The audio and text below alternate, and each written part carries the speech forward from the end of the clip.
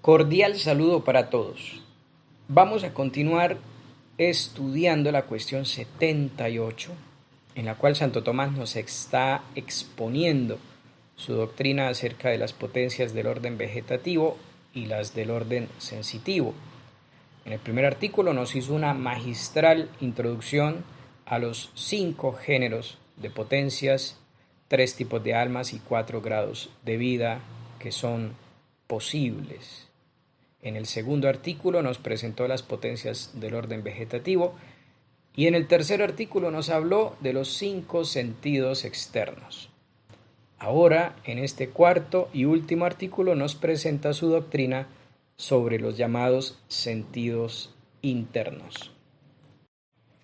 Estos sentidos internos, en la tradición de la filosofía escolástica, han sido especificados en número de 4. Son 4 sentidos internos, a saber, el sentido común, la imaginación, la memoria y la estimativa. Veremos las funciones de cada uno de estos 4 sentidos y al comprender las funciones de cada uno, comprenderemos al mismo tiempo lo necesario que se hace postular, justificar y defender la existencia de dichos sentidos. En primer lugar tenemos el llamado sentido común, que no podemos confundir con lo que en el lenguaje popular se llama sentido común. En expresiones como esa persona tiene sentido común o eso que estás diciendo no tiene ningún sentido. Estas son expresiones del lenguaje popular que hacen referencia a la manera más o menos hábil, realista, correcta que tiene determinada persona de ver la realidad y de actuar. Pero aquí, en este contexto del estudio de las potencias del alma, no tiene ese sentido. Más bien tiene el sentido de ser una verdadera facultad, una de las potencias del orden sensitivo. ¿Cuál viene siendo su función?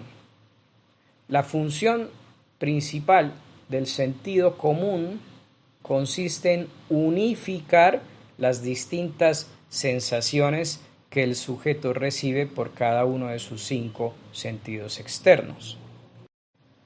Y es que efectivamente la vista tiene como objeto la luz, el color, el oído tiene como objeto el sonido, el olfato, los olores, el gusto, los sabores y el tacto, las distintas características de las superficies. Pero cuando reflexionamos sobre lo que es nuestra experiencia cotidiana, nuestro conocimiento de las cosas que nos rodean, nos damos cuenta que percibimos sustancias individuales completas y unitarias, unificadas. No percibimos, por un lado, un conjunto de colores que se suma de alguna manera a un conjunto de olores, sabores, texturas y sonidos.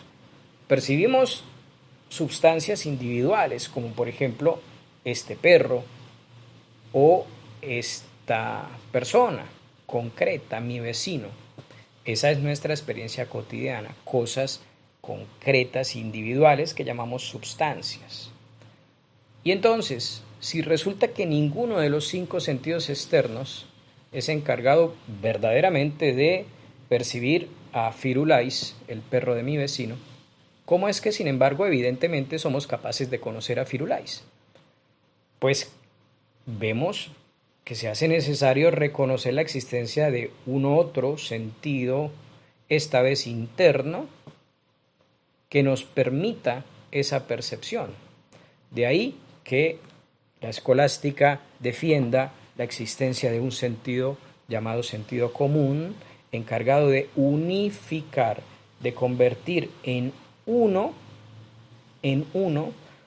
todo el conjunto individual de objetos sentidos por cada uno de los sentidos externos. Otra de las funciones del sentido común es la llamada conciencia sensitiva. Y esto se entiende cuando se piensa que la vista no ve el ver, ni el oído oye el oír. Es decir, ninguno de los 5 sentidos externos tiene como objeto su propio acto. La vista tiene como objeto la luz, el oído el sonido, las ondas sonoras, el olfato, los olores, el gusto, los sabores, el tacto, las superficies. Pero ninguno de los 5 sentidos externos tiene como objeto su propio acto. O en otras palabras, ninguno de los 5 sentidos capta en su acto, en su acción, capta lo que está haciendo el propio sentido. Y sin embargo vemos en la experiencia cotidiana que evidentemente somos conscientes de estar viendo algo, de estar escuchando algo. Esta función de conciencia sensitiva es también adjudicada por la escolástica y por Santo Tomás al llamado sentido común.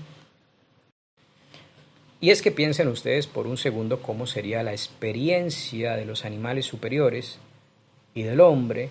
Cuando digo, paréntesis, cuando digo animales superiores me refiero a animales que tienen movimiento y que tienen todos los sentidos externos. Y al hombre, por supuesto. Cierro paréntesis. Imaginemos, tratemos, porque a mí se me hace realmente muy difícil, imaginar siquiera la situación de un animal que no tuviera ese sentido común, que no tuviera una facultad encargada de unificar las distintas sensaciones recibidas por los sentidos externos, de tal manera que toda su experiencia del mundo estuviera reducida o estuviera compuesta por conjuntos de colores, texturas, olores, sabores, sonidos dispersos. Me parece realmente incluso imposible de imaginar cómo sería la experiencia cotidiana, cómo sería la vida de un ser privado de ese sentido común, con sentidos externos, pero privado de ese sentido que unifique las sensaciones de cada uno de los 5 sentidos. El segundo de los sentidos internos es la imaginación, llamado por los escolásticos thesaurus formarum, tesoro de las formas o bodega de las formas. Ya en muchas ocasiones hemos explicado el significado técnico de la palabra forma, formas accidentales, formas substanciales, etc. Thesaurus formarum llamaban entonces los escolásticos a la imaginación, y es que es el sentido interno encargado de conservar, de guardar las sensaciones cotidianas desde que nacemos hasta que morimos, toda nuestra rica experiencia del mundo que nos rodea y de nosotros mismos en términos de lo que podemos alcanzar por medio de alguno de los 5 sentidos: colores, sabores, sonidos, olores, texturas. Todo este tesoro de formalidades accidentales es conservado, y no solo es conservado, sino que debe ser conservado. Aquí podemos hacer el mismo ejercicio que con el sentido común. Tratemos de imaginar siquiera cómo sería la vida, la experiencia diaria de un animal, del ser humano incluso, si no tuviera la posibilidad de conservar olores, sabores, texturas, etc. Y otra de las funciones de esta imaginación es posibilitarle al sujeto la combinación de todas estas formas accidentales, lo que se llama en el lenguaje popular fantasear. Podemos unir cosas que quizá no están unidas en la realidad, pero en la imaginación las podemos mezclar. Podemos cerrar los ojos y mezclar colores con sabores y con sonidos y con texturas. De hecho, muchas veces estos procesos que se dan a nivel de la imaginación están en el inicio de la creatividad humana. El tercer sentido es la memoria. La memoria. Ustedes dirán, bueno, Leonardo, pero nos acaba de decir que la imaginación es la que conserva todo eso. Entonces, ¿qué le queda a la memoria? Pues a la memoria le queda algo que los escolásticos llamaban intención de pasado. La memoria conserva la intención de pasado de toda la experiencia humana. Entonces el animal puede recordar determinado lugar, determinada experiencia, determinada imagen, sonido, la voz de su dueño, pero añadiéndole algo que ninguno de los 5 sentidos externos capta y que es la conciencia del pasado. La memoria añade sobre ese thesaurus formarum de la imaginación la intención de pasado y hace que el sujeto sea capaz de reconocer los eventos de experiencia que ocurrieron en el pasado, incluso los de su propia biografía. Piensen ustedes cómo sería, tratemos de imaginar cómo sería la vida de los animales superiores y del hombre sin esta capacidad de referir nuestra experiencia vivida, de referirla al pasado y de recordar, por tanto, lo que ocurrió tal día, tal año, lo que nos ocurrió, lo que vivimos, y reconocer nuestra identidad como construida con el paso del tiempo. Esta es la tarea de la memoria. Además, conserva también esas imágenes que el sentido común ha unificado, esas unidades de existencia que el sentido común ensambla nuevamente en la conciencia cognoscitiva del sujeto a nivel sensible. Esas unidades son conservadas como experiencias concretas por la memoria. Y finalmente tenemos, en el caso de los animales, la estimativa. La tarea de la estimativa como sentido interno consiste en percibir algunas realidades que propiamente no son sentidas por ninguna de las 5 ventanas de conocimiento llamadas sentidos externos. Piensen ustedes, por ejemplo, en el ave que está construyendo su nido. ¿Cómo hace el ave si solo tuviera a su disposición como herramientas de conocimiento los sentidos externos con sus respectivos objetos? ¿Cómo haría el ave para reconocer cuál rama le sirve para construir su nido y cuál no? ¿Cómo haría el ave para reconocer cuál material, cuál hojarasca le sirve y cuál no en la construcción de su nido? Porque esta utilidad es algo que no forma parte del objeto de ninguno de los sentidos externos. Y sin embargo, ciertamente el animal es capaz de percibir utilidades en las cosas que lo rodean. Reconoce utilidades. También reconoce peligros, cosas dañinas, nocivas. La oveja, por ejemplo, este ejemplo es clásico. La oveja que ve venir al lobo y nunca había visto un lobo en su vida y nunca le dijeron que el lobo era peligroso y nunca ha tenido ningún encuentro cercano con ningún lobo. Sin embargo, ve venir al lobo y huye. ¿Qué pasaría si esa oveja solo tuviera, volvemos a lo mismo, si solo tuviera como mecanismo de conocimiento los objetos de sus sentidos externos, colores, olores, y no tuviera la posibilidad de evaluar más allá de esas sensaciones, evaluar un peligro o una utilidad, según el caso? Pues bien, se impone la necesidad de reconocer la existencia de un cuarto sentido interno llamado estimativa, que es el sentido que, poniendo como delante toda la rica experiencia que ofrecen los 5 sentidos externos, más la imagen unificada del sentido común, más el tesoro de formas conservado por la imaginación, más la intención de pasado que adorna las experiencias conservadas por la memoria, capta allí en todo eso, capta allí elementos de utilidad o de daño y dirige de esta manera la acción concreta del individuo de aproximarse o más bien alejarse, de ir hacia o más bien huir. A grandes rasgos, esta es la exposición que hace Santo Tomás de los argumentos que justifican la existencia de los 4 sentidos internos.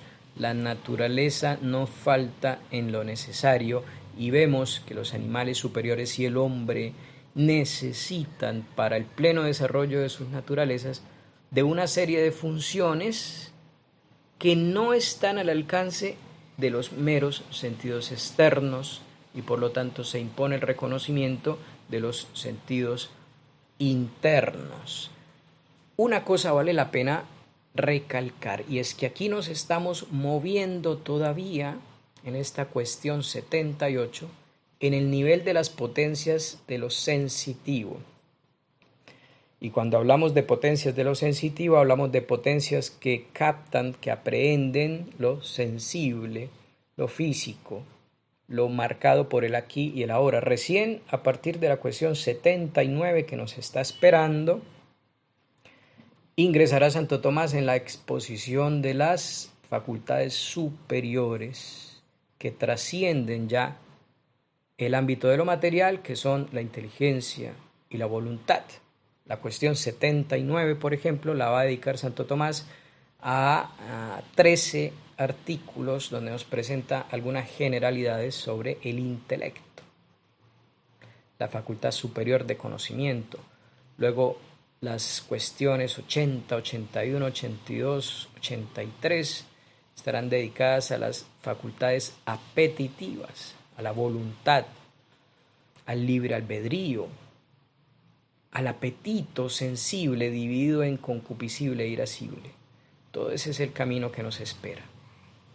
Pero aquí estamos hablando todavía del nivel de lo sensible. Cuando hablamos de sentidos externos, hablamos de sentidos que captan lo sensible. Cuando hablamos de sentidos internos, hablamos también de sentidos que se relacionan o cuyo alcance está enmarcado todavía dentro de las realidades sensibles y concretas.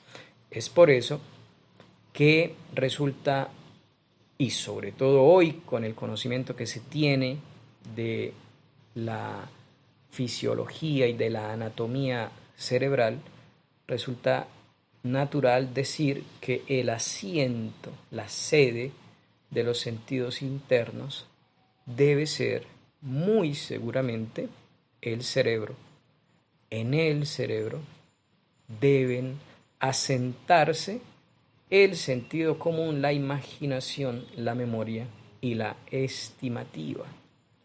De ahí los resultados de tantos estudios de las neurociencias contemporáneas relacionadas con la memoria, por ejemplo, cómo ciertas lesiones cerebrales afectan procesos de memoria, cómo ciertas lesiones cerebrales afectan la percepción de las estructuras complejas, cómo las lesiones de ciertas áreas cerebrales afectan procesos de imaginación, procesos de toma de decisiones concretas, procesos incluso de movimiento. Bien, como ya dijimos, a partir de la cuestión 79 le mete Santo Tomás el diente a las facultades superiores.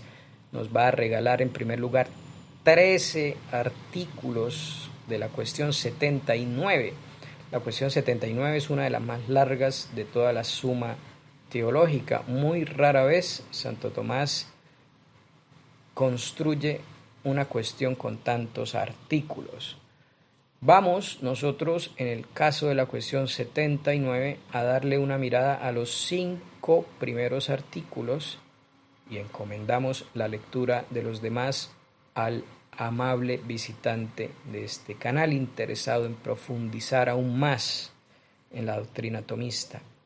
Enseguida daremos un recorrido a las cuestiones de la 80 a la 83, donde están las facultades apetitivas, primero la superior de voluntad, luego el libre albedrío y luego el apetito llamado sensible, donde están el apetito concupiscible y el irascible, sede de las 11 pasiones humanas que estudia Santo Tomás en la segunda parte de la Suma Teológica.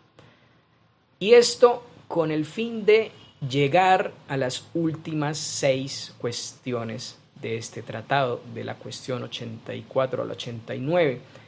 Estas 6 cuestiones, como ya lo he repetido, conforman una unidad, porque allí Santo Tomás desarrolla en extenso su doctrina acerca del conocimiento humano. 6 cuestiones que muchos han llamado un pequeño tratado sobre el conocimiento humano de Santo Tomás de Aquino.